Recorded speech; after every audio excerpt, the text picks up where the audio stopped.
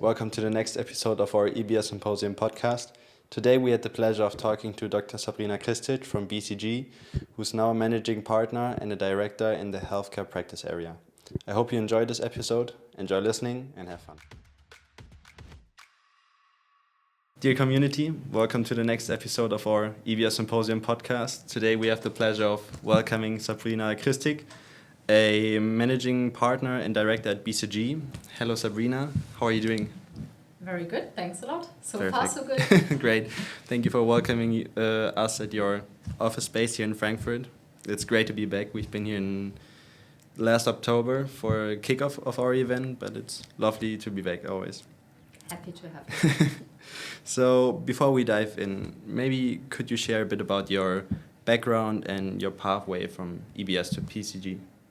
Super happy. So I started at EBS in 2004. Yeah. And back in the days, I was just super intrigued by studying business administration and I was overly excited coming to Österreich-Winkel and seeing the community spirit back then.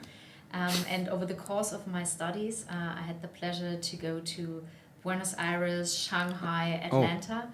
And in the internships, I had one internship in a corporate. Yeah. And there I figured, oh man, I'm not sure whether I want to go into one building Yeah. every day after my studies. So then I embarked on consulting. Mm-hmm. I had an amazing internship in Shanghai. Yeah. Was totally bought into it. And then I saw them all, I can say. And yes, I deliberately decided to go to BCG. Yeah. Did a VA, visiting associate Mm-hmm. internship program, a year before, I think it was 2 years, 1.5 years before closing the studies. And I got an offer, accepted, and then could very much enjoy my last year at university, knowing that I'll have a job I can look forward to. Yeah, that's something I think many students find desirable to have this being in safe hands while being in your studies. It's something many look up to, especially if we're talking about BCG being your future employer. And as a managing partner and director focusing on the healthcare practice area, what excites you most about the work that you and your team do in the space? So first, and I think of any script, I was never thinking that I would focus on healthcare. Yeah. I thought, I come from Essen originally, I Mm-hmm. thought coal and mining would be my thing. Didn't happen. And then I found myself in the staffing. Mm-hmm. It is very transparent in our company, so you see what is thought after and you can actually apply to the Mm-hmm. projects. And I saw a healthcare project, they were searching someone who speaks Spanish. Yeah. And based on App's experience in Buenos Aires and the studies, I said, yes, this is me, great. Healthcare, no clue. Yeah. And then I found myself on a case for a global pharma Mm-hmm. company, moving and working from one country actually to the other. And I felt so inspired by, in the end, delivering value for patients, Yeah. making a difference to how they're getting drugs in the end, how they're Mm-hmm. getting on drug, how they get support. So I felt that I can really create an impact here. And just to give you a tangible example, when working on a project for, in the end, launching a new drug, Mm-hmm. it was in the heart failure area. So patients that look towards their end of life, given that they have a problem with their hearts. And we had with the client, they launched it and it didn't pick up. And they had no clue why, since super great product. So we worked with them through the full patient journey, country by country, looked at where problems are. And then we saw patient numbers spiking. Yeah. And there is still at that company that I still serve, there is a heart out of Lego bricks where you see the number of patients served. Oh, that's Back very in nice. the days, it was 14,000. Yeah. Right now we talk more than 2 million patients on this planet. So, and this is why I say this is Incredible, for me. yeah. And well, as you can tell, I'm in deep love with my practice area. That's great. And as we're speaking about healthcare practices, and recently we just came out of a global pandemic, how does this year's symposium topic, Turning Tides from Crisis to Opportunity, then resonate with your work at BCG? A lot. I think you could not have chosen a better topic Yeah. and a Thank better you. theme for the symposium, since I think our generation, currently we live in constant crisis mode. Yeah. So it started, we were from the pandemic, then we had Russia, Ukraine, then we look at Israel, then we have China and Taiwan somewhere. And I think we are constantly in the crisis, and we also see that with our clients. Yeah. So our clients feel a huge level of uncertainty they have not had before. So then they see changes in regulatory, for example, so in the legal frame they're operating in, which very much impacts their P&L. Yeah. So suddenly companies that have never been under huge pressure with the increase in interest rates, with inflation, they suddenly say, hey, my P&L dynamics no longer work. And they really need to get to the bone of their operations, better understanding how they can maximize the value that they bring to the table. And so your topic is spot on, could not have been better. And I think it goes across all industries, since while healthcare might have been hotshot in pandemic. I was working for a vaccine manufacturer when it started. You can make the math. It was really busy times. All the industries right now are somehow impacted. Yeah, that's true. So giving a perspective, amazing. Yeah, it's definitely a very broad topic, as we also have a defense panel, which is really up to date if we think of the global situation some countries right now are facing, or I think we have an automotive panel if we think of environmental issues. So everything is covered at our Congress. That's really true.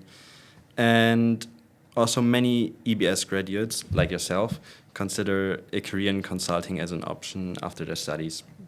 However, consulting has always this cliche of a suit-wearing person with some lofty ideas, and then who vanishes just before implementation of their ideas. How accurate is this stereotype in your day-to-day work, and are you even sometimes maybe confronted with this when coming onto a new project? So, I mean, look at myself. So no black suit.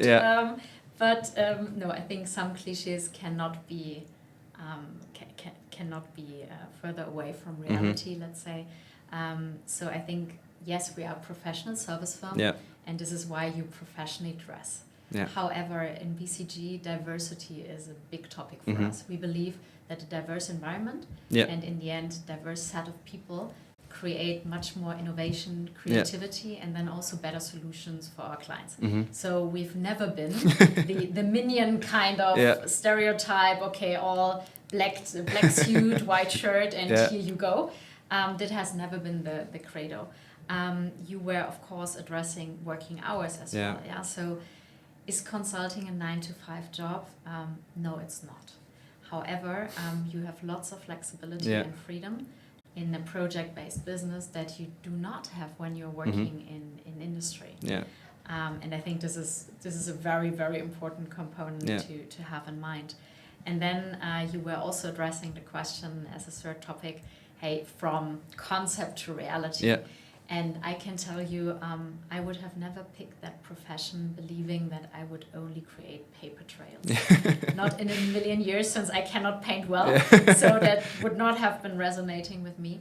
I think it is true that, of course, you are thinking about solutions in the first place, but then the work starts. So you're discussing them, exchanging with clients, where I think BCG really differentiates itself, that we are creating solutions together with the client in one team, and then there's also a higher probability that this is then put in motion, and you are also not gone when a project ends. I'm just ending a project, and I was just telling the client, look, we are not gone. And I can tell you also, kind of even saying like we finalize on a project feels super strange, since you are investing so much on solving it. So then you are at a certain point in time handing over to the client, but then you cannot lose. So you have follow-up conversations, you check in, and honestly, you just help the client to make it reality and bring the impact. Very interesting.